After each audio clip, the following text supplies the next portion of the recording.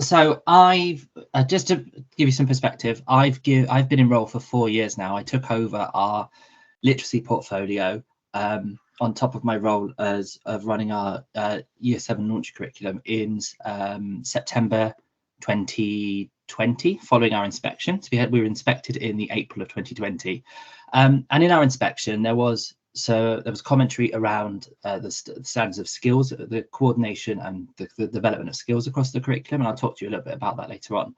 But in my presentation today, I'm going to be talking about changing the culture around extended writing.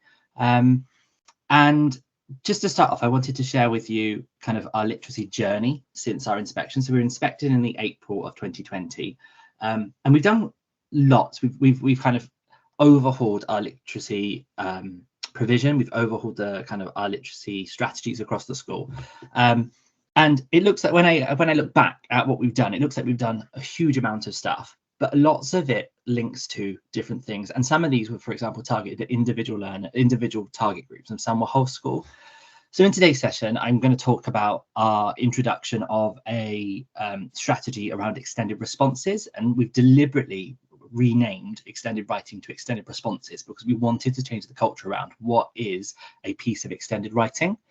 So in today's session, the areas that I'm going to talk about is, first of all, I'm going to give you a little bit of context about my school, because there are some unique aspects of my school that kind of influence the decisions that we make.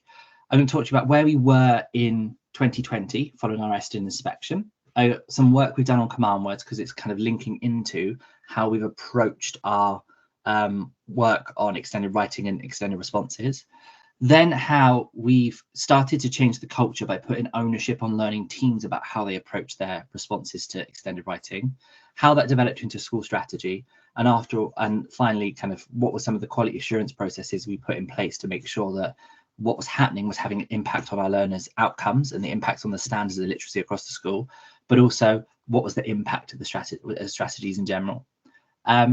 So the context of my school, and I'm just going to make my PowerPoint on this screen so I can see it slightly bigger. The context of my school is we're a school in Newport, in Southeast Newport, and we have quite a high pupil mobility rate. So our roll number can fluctuate daily. So I've taken this from my local school, but it's not the same as what it is today. But we have 1,138 learners on roll, of which 36.4% are FSM learners. We have quite a high rate of FSM learners, and that has been increasing over the last 5 years, but that's in line with the picture in Wales. There has been an increasing percentage of FSM learners across Wales. But what's kind of one of the unique aspects of my school is we have a high percentage of learners who have English as an additional language. So if we look at the rate for 2023, 26.2% of our learners, so over a quarter of our learners have English as an additional language. But what is kind of different when we look at that number compared to maybe some of our family of schools is the learners who have EAL for us are mostly in those WAG stages of A, B, and C. We don't have, our EAL learners aren't in that kind of C, D, they've developed fluency. They're in that early language acquisition stage. So when we look at literacy across the school, we take this into account because it's one of the big areas for us is about language development and language acquisition for that quarter of the cohort who have English as an additional language, but in the early development stages.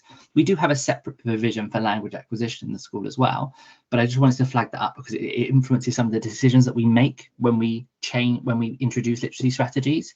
And also kind of I've put on there the map from the Welsh Indicator of Multiple Deprivation in 2019, just to indicate kind of where we are, and the school is set in an area of some of the most 10% most deprived areas in Wales. So just to give you some context of the learners that we have in our school. So I talked about in 2020, we were inspected, April 2020, we were inspected. And this was an extract from our Eston report. And I've highlighted two sections because I wanted to share this with you. One of them was, in a minority of cases, pupils make frequent basic errors and produce only brief, underdeveloped writing. So that's a clear statement of the fact that extended writing wasn't good enough in all lessons. And that clearly was an area that we had to look at. And in a second part of the report, they highlighted that many tasks involving peer or self-assessment are irrelevant and superficial and had little or no impact on the quality of pupils' work. So it was clear that some of the self and peer assessment work that was happening, it was happening for compliance over improvement. And that was one of the problems we had. So the recommendation too that came out from our report was we needed to strengthen the coordination of provision for the progressive development of pupil skills. So we had a new assistant head join us who took over the responsibility of skills. I joined the skills team as well for literacy, and we started to look at what did we need to do. And we went out to staff and we asked staff what were the issues around literacy for them. And one of the biggest things that they introduced was, first of all, they weren't confident on reading skill, but that's for another time. But one of the top 3 priorities they identified for them in their learning teams was they weren't clear on how to approach extended writing. They weren't confident in approaching extended writing. The use of, they wanted to know about how subject-specific vocabulary could be used in their, for example, how they could use their subject-specific vocabulary in line with extended writing. And also they wanted to know more about command words, and they wanted to know how they can link the idea of command words into supporting learners. So one of the things that we introduced in 2020 was a skills toolkit, where we started to give them resources, started to give them scaffolds to support with that. And the teams liked the idea of having all these resources in one place that they could dip into and they could adapt for their subject specific context. So we delivered lots of sessions, and following some of the PL sessions that we did, we asked for some more feedback from them, and they wanted support in deconstructing questions. So how do they break a question down to support a learner's literacy ability to answer it? They wanted some support on how do I approach command words and how can I support learners with command words? And they also wanted support on how do they get learners to structure their responses. And some of these might have been, for example, how to plan a piece of extended writing. So I went away and I thought, okay, how are we going to approach this? Because it's obviously from our report, it was quite a statement that writing is underdeveloped, so we need to look at doing it. So we started off looking in 2020 at command words. We spent a long time looking at command vocabulary, what command words mean, and we changed this idea about, right, we need to, when we introduce a question, we need to break down what the question means. We need to deconstruct the question. What do command words mean in your subject areas? And that was a starting point for me in deciding on how we're going to approach our extended writing, because I thought we've done lots of professional learning on command words. Learners know what command words are. Learners can use them to break down what a question is asking them to do. Staff understand what a command word is. Let's now use this learning that we've spent a year on embedding in the school to launch how we approach extended writing. So we had previously introduced whole school scaffolds on types or whole school kind of peer and self-assessment checklists about what should be included in pieces of writing. So we looked at, this was in 2020, so this was following our inspection. We put in, for example, what makes, if you're doing an instructional piece of writing in science, for example, what makes a good instructional piece of writing?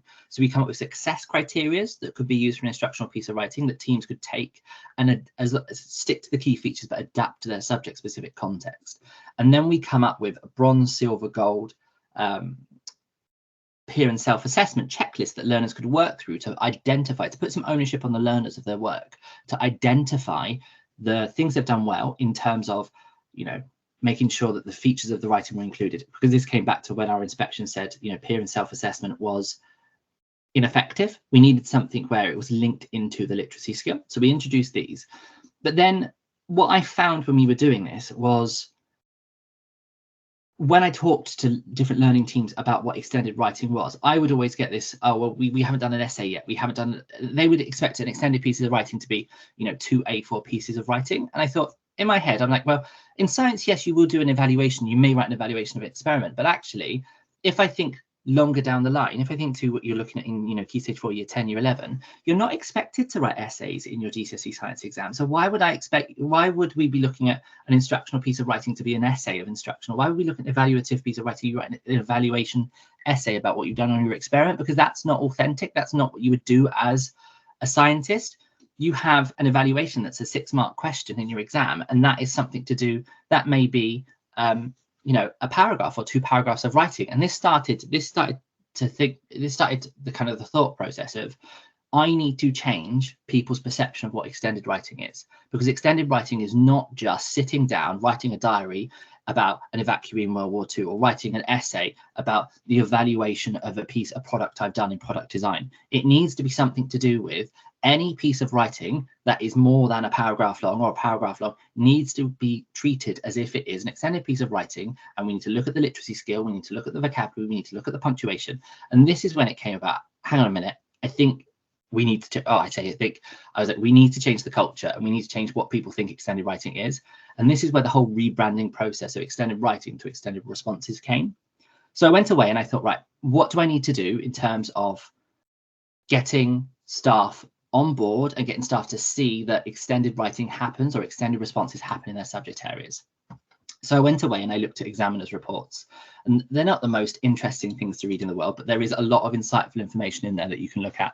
So in 2022, and I've highlighted some of the bits in red here, we saw that in geography, for example, inference was up there, but also the thing that I wanted to point out was it noticed that all 6-mark or high questions will use a command word or phrase such as evaluate or to what extent do you agree.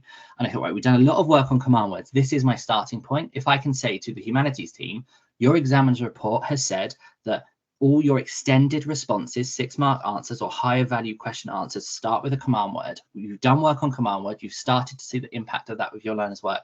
Now let's see how we can look at the quality of the written communication through an extended response. Same with science here. Command words describe, command word explain. If we go to the other subject areas that I looked at, you've got numeracy, the idea of words like such as estimate, meanings of words. Welsh, it was about follow the instructions. Then we had obviously English, we have impressions questions, but I went away and looked at the different types of exam questions, examiners' reports, to get that knowledge of, right, if I'm talking to them, I'm talking to learning teams, I'm talking to heads of department, I'm saying, right, you've seen the benefit of all the work we've done on command words. Now let's see how we can look at those higher value tariff questions.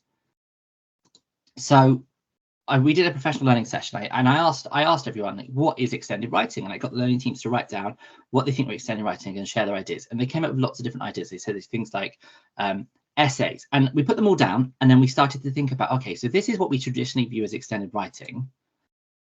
We think about it being the length of a piece of writing, extended writing just being long pieces of writing. But actually, we need to change our view on what extended writing is. We need to think about an extended writing just being a response that is longer than a one-word sentence.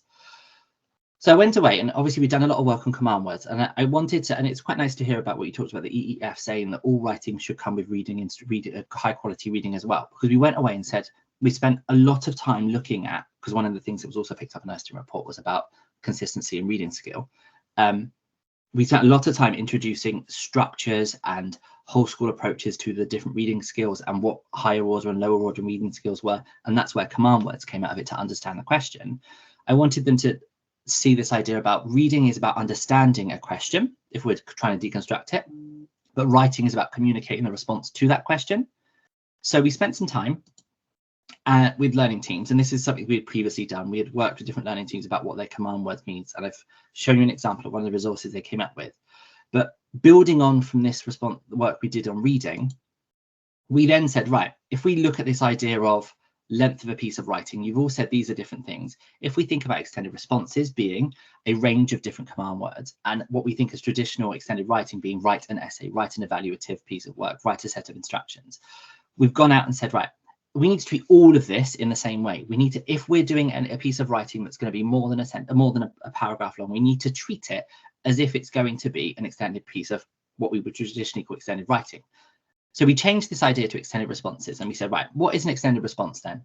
So if we think about questions you might get, when did World War II start? Well, that's a one-word answer. It doesn't require us to be extended. But if we look at questions such as, examine the role of the Treaty of Versailles as the factor of the start of World War II.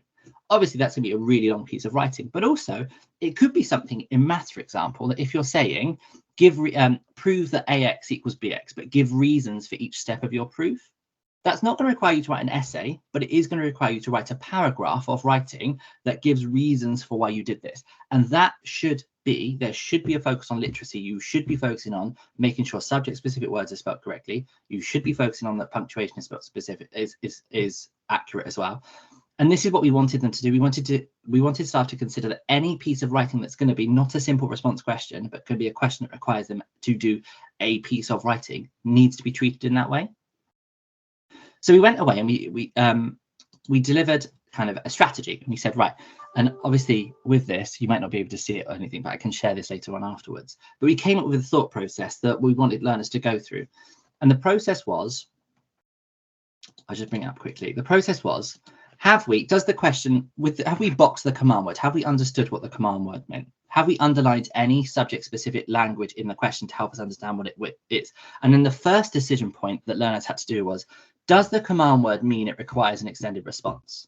So if it's, for example, if we go back to those questions we looked at before, if it's when, that word is not going to require us an extended response. So we don't need to use we don't need to think about the extended response strategy that we're going to look at in a second. But if it does, then we need to have a success criteria. What's the success criteria for the subject, but also what's the success criteria in terms of literacy? What is the element of literacy we need to look at? And it was starting to get everyone to think about, I do write a paragraph when I ask them to explain something, so that I need to give them some sort of strategy to do that. So we went through the process, we explained the process to them. And then this was the template. And I'll show you an example that's filled in so you can see it for the question we looked at earlier on.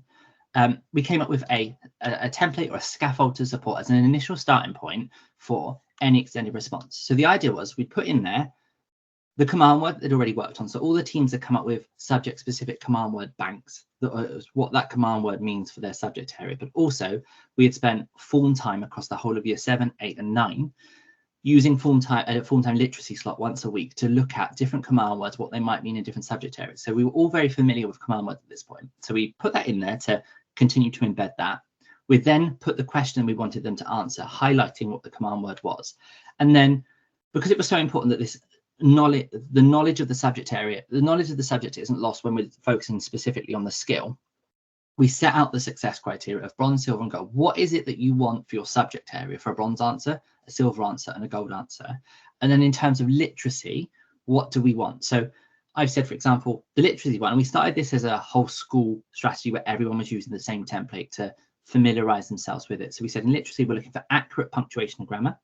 We're looking for the correct use of subject-specific vocabulary because staff said they wanted to see that in their writing. And also, we put the question on there, does your answer make sense? We wanted them to go back and use that proofreading process of any piece of extended response should be proofread. We then say, here are the subject-specific vocabulary that we want you to look at. These are subject-specific vocabulary that you should be included in your answer. And then because we had this big focus on any piece of extended work you should think about it and you should plan it. The plan doesn't have to be a lovely A4 page with a spider diagram, paragraph plans. It can be something as simple as, in my answer, I must talk about this, this, this, and this. So we can have bullet points of 4 things that I'm going to talk about to make sure they are included in my answer.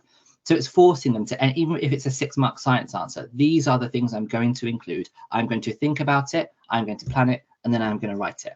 So we come up with this response.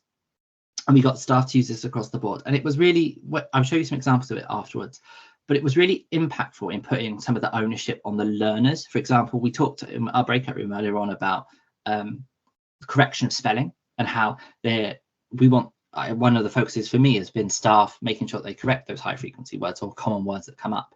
So using this template, we had learners then, right, when we go through that literacy strategy of proofreading, are you checking the spelling of your subject-specific words against the glossary that we've given you? So I've asked you to use the word treaty. Have you spelled the word treaty right? I've asked you to use the word reparations. Here's your word bank. Check it. This is your peer and self-assessment time. And it goes back to what came up in that Estin report in 2020, which said peer and self-assessment are often ineffective. Well, actually, this peer and self-assessment or this self-assessment proofreading time now can be used effectively to correct the spelling of subject-specific vocabulary. You're going through and you're checking, for example, your own punctuation for proper nouns. And this will go alongside some of the other work that we did in terms of the templates that we put together for the different text types. So we then gave learning teams time to trial this out and to see how it worked. And part of the kind of our quality assurance and impact processes where we have teaching and learning evaluation windows, and in those windows we would get staff to look at them, and we would get staff to evaluate and their own get staff to look at their own books, and then I hate the word judgment, but they would look at the criteria and they would judge how far they think they have got into their, for example, we give them criteria about extended responses. We give them, you know, what an acceptable extended response might look like, or acceptable impact on learning, what a secure impact on learning might look like, and what an enhanced impact on learning might look like. And they would have to look at their own books, and they would have to make a judgment of it. And then we would have a quality assurance process where leaders of learning would then look at the same things, and they would see if it's going forward. And then I would do it as a skills lead, and then our SLT would look at it as a senior leadership team. So we would all be looking at it to familiarize ourselves with, okay, what are we using these strategies? Are they having an impact? And I think the most powerful thing was when we got staff to look at their own books and start making judgments on their own books, because they were looking at them going, well, actually, I have used this, but this child hasn't gone through and made any corrections on the subject-specific vocabulary. And if they're looking at that thinking, okay, so I don't think it will be enhanced, but actually there's a secure impact because they've planned the piece of work, the punctuation is accurate, they've used capital letters for proper nouns, but they need to go ahead and correct their own subject-specific vocabulary. It then had an impact on their own teaching because they knew that was a development point for themselves. And for having learning teams take ownership of that for themselves, I think has had the biggest impact on that culture shift we're trying to move from having me saying, this is what we have to do, to you looking at your own books and saying, oh no, I can see the impact this has had on learners, but now we need to move forward. This is going to be my next step. So I wanted to show you some of the different areas, and I know it's going to be quite small on your screens, but you might have a chance to look at them later on. So this was from a year 7 lesson, and this was the very first year we introduced this. So this was back in 2020. This was the first term. So you can see how they had put in there the subject-specific vocabulary they wanted to see in there. They'd set their bronze, silver, gold knowledge elements of what they wanted their answer, but also the literacy element. And you can see from the planning, it doesn't have to be something that's huge. It was the bullet points of the things they wanted to put in there for the answer, explain why some people think statues of Captain Cook should be taken down. And you can see on the kind of the one with the highlighting on the color on this side, you can see how they've gone through, when they've reviewed it, they've made changes to the subject-specific vocabulary, but also they've highlighted the different aspects of the bronze, silver, and gold. So when they've looked at the success criteria, what does it mean? And this could be an answer where, you know, I'm not looking for an essay, I'm looking for 2 paragraphs. So this was just 2 paragraphs of writing, but it was treated in the same way we would treat writing an essay, because it needed to be that culture shift around. Not every subject will be writing essays, will be writing really long pieces of work. But if you are writing a piece of work that is of a decent length, I always use the idea of if it's over a paragraph, it needs to be planned. They use that. And we've also got here science, for example. Yeah, we've got science, for example. This is a 6-mark question. They've gone slightly differently. They've picked out some of they've adapted the template for them because the template wasn't working for them, the scaffold wasn't working for them. So they've adapted it to be, okay, these are the different areas we want to see. So in this, I should be seeing comparing the work of arteries and veins. I should be comparing comparing the diameter of arteries and veins. They put their subject knowledge on one side, but on the other side, they've gone away from using the template that we use to using a strip down the side to help them answer. But they've said, like, for example, the subject-specific vocabulary, have you used the keywords from the bank they've been given? Have you checked the spelling of those keywords? So it's about putting the ownership of the subject-specific vocabulary on the learner with the word bank they were given. Have they gone through and have they listed the relevant points from the plan that they had put in place? So they'd come through, and you can see how now when I talk about extended responses to science, they recognize that actually this is, when I talk about extended writing or extended responses, this is what it looks like for them. And then here, RVE, for example, and RVE, Humanities, is one of my kind of teams who are obviously they're very, very writing heavy in some of their subject areas. So they're one that kind of have taken this on board, and they're in different step further. But you can see how they've gone and used when they first started off, they used the same structure, but they've gone ahead, and I want to show you a geography page afterwards, because they've gone ahead and adapted it for them so it works for them. So if we look at this one, for example, they've taken the template and now they've started to, this is for a piece of writing that is going to be quite an extended piece of writing. It's not just going to be a 2-paragraph piece, and they want them to plan out 4 different paragraphs, what they want in 4 different paragraphs. And you can see they've used a scaffold here to support it. They've still got their subject-specific vocabulary that they're going to check afterwards, but they've also, within the command word section, they say explain is to give a reason, but they've gone ahead and said what that looks like in geography. So for example, in geography, it's use point, because, therefore to support your answer. That's what they want to see. And then they've given, this was the first time they introduced this structure to a year 9 class. They've given a planning area and they've asked them to plan their answers as point, because, therefore. So they've gone through, this is quite heavily scaffolded, but then what we would look to do is move away from, once they've gone to use as heavy scaffolding to still using the same structure. But if I go back to looking at this one here, where you can see it's a blank planning area, you're gradually removing the paragraph scaffolding to the point where all you should be giving them is a success criteria and words you want to see in the writing. So it's been quite a journey in terms of changing the culture, but we now don't call extended writing in the school. We don't talk about extended writing being essays, being long pieces of writing, being writing a story. We use the term extended responses in all of our kind of quality assurance processes, in all of our teaching and learning evaluations. We talk about extended responses, and we expect the same standard or the same approach in pedagogy to a paragraph of writing as we would to 3 or 4 pages worth of writing, because there should be, whether you're writing an answer to explain arteries in the body or you're writing an essay to explain the push and pull factors of migration in geography, it needs to be treated the same way. You should be making sure subject-specific vocabulary is included and spelled correctly. There should be an ownership on learners to go back through their work and to check for basic grammar errors and basic punctuation errors. It should be planned to make sure you include what you want to. And there should be a balance of both a success criteria for knowledge and for skill, because it's about, when we looked at that idea of communicating, if learners don't have the accuracy, and we all know this as literacy coordinators, but if learners don't have the skills required to communicate their answers, they can't get the marks in the exams, they can't get the grades they want, because they cannot communicate what they have, the knowledge they have. So it has been a journey. It's been interesting to see different realizations from different learning teams about, hang on a minute, going from that traditional, we don't do extended writing in whatever subject, to actually, no, we do. There are points where we have to do a paragraph of writing, and it can be treated the same way. It should be treated the same way. So yeah, that's kind of me. That's me done. I could talk for hours on this, but I will stop there. But it's definitely been a journey to change people's perception of what extended writing is.